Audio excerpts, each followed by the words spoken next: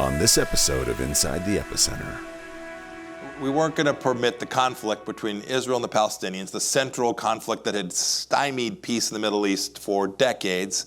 We weren't going to let that stand in the way of us trying to create a peace framework. And we convinced MBZ and the Emirates and the Crown Prince in Bahrain, and I traveled to Sudan a couple of times to try and convince the Sudanese. From Israel. You were the first ever direct flight from Tel Aviv to Khartoum, as I recall. Look, these are hard conversations for those leaders. It wasn't easy for them to make the decision to recognize Israel. It now looks like the right thing, and everybody can say, oh yeah, why didn't this happen?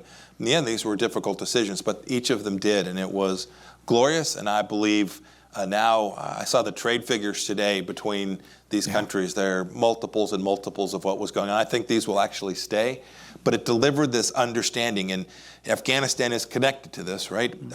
The weakness that you've seen from American leadership over these weeks is certainly being observed in Arab capitals around the world, and frankly, in Islamic countries in Asia as well.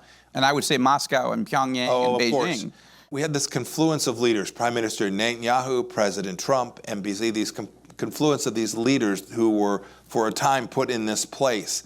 But none of this happens without an America that was prepared to be the guarantor is the wrong word, but the prime motivator who facilitates these relationships from happening. The Abraham Accords can't happen without a President Trump. To hear this full episode of Inside the Epicenter with Joel C. Rosenberg, look us up on YouTube, Apple Podcasts, Spotify, or wherever you get your podcasts.